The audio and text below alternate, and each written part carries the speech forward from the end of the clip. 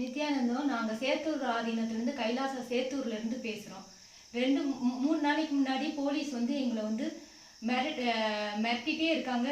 அவங்க வந்து நிறையா ஆட்களோடு வந்து மிரட்டிகிட்டே இருக்காங்க. நாங்கள் இந்த இடத்த வந்து காலி பண்ணணும்னு சொல்லிட்டு நாங்கள் வந்து இன்னமும் வந்து கைலாச சேத்தூர்லேருந்து தான் அங்கேருந்து தான் உங்களுக்கு எல்லாத்துக்கும் பேசிகிட்டு இருக்கோம்.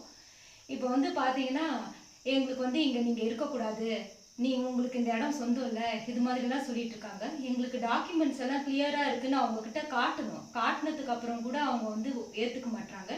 இன்னொன்று, கைலாச சேத்தூரில் வந்து நாங்கள் இங்கே உட்காந்து எங்களோட பூஜை இதெல்லாம் தினமும் பூஜை இதெல்லாம் செஞ்சுக்கிட்டு இருக்கோம்.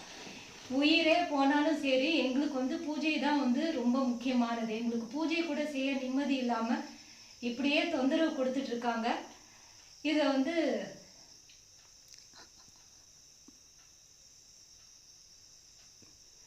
இதெல்லாம் இந்த கண்டிப்பாக எங்களுக்கு வந்து தர்மத்துக்காக நிற்கிற எங்களுக்கு வந்து கண்டிப்பாக வந்து தர்மத்துக்காக நாங்கள் நிற்கிறோம்.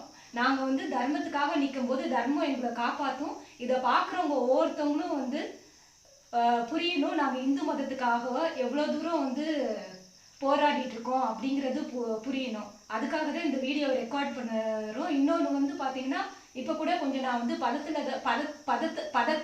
பதட்டத்தில் தான் பேசுகிறேன். ஏன்னா வந்து எப்போ வேணுமாலும் வந்து டோரை வந்து லாக் பண்ணுறது, நாக் பண்ணுறது, உடைக்கிறது, வெளியில் வரீங்களா இல்லையா, இல்லை உடைக்கட்டுமா, இதே மாதிரியே சொல்லி சொல்லி ரொம்ப தொந்தரவு பண்ணிக்கிட்டே இருக்காங்க.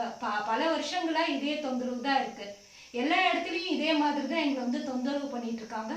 நாங்கள் வந்து நிம்மதியாக ஒரு பூஜை செஞ்சு ஒரு ஆன்மீக ரீதியாக வந்து மக்களுக்கு என்ன செய்யணுமோ நிறையா செஞ்சுக்கிட்டு இருக்கோம். இந்து மதத்துக்காக வந்து பகவான் வந்து எவ்வளவோ செஞ்சிட்டு இருக்காரு. அதை தாண்டியும் வந்து அவங்க புரிஞ்சுக்காம இப்படியே செஞ்சிட்டு இருந்தாங்கன்னா எனக்கு தெரியல, இந்து மக்கள் எல்லாம் என்ன செய்யறீங்கன்னு தெரியல. எங்க உயிருக்கே வந்து இங்க பாதுகாப்பு இல்லை, உண்மையாலுமே பாதுகாப்பே இல்லாத நிலையில தான் நான் இவ்வளோ பதட்டத்தோடு வந்து இதை வந்து வெளிப்படுத்தணும்னு சொல்றேன்.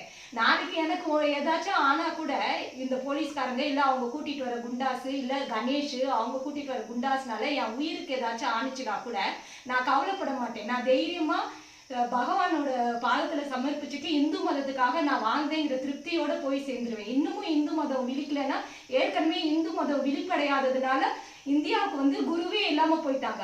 எனக்கு தெரிஞ்ச அளவுக்கு நான் சன்னியாசம் வாங்கியிருக்கேன். எனக்கு சாமிஜி தான் வந்து ஒரே ஒரு குரு, வேற யாரும் கிடையாது. அப்படி இருக்கும்போது குருவை இழந்துட்டு வாழ்றதுங்கிறது எவ்வளோ பெரிய வேதனைன்னு உங்களுக்கு தெரியுமா? எவ்வளோ வலிக்குது தெரியுமா? குரு இல்லாத நாடு இருண்டு போயிடும். இது வந்து உங்களுக்கு புரியவே புரியாது. ஏற்கனவே இருட்டுல தான் இருந்துட்டு இருக்கோம். உங்களால விழிப்படைய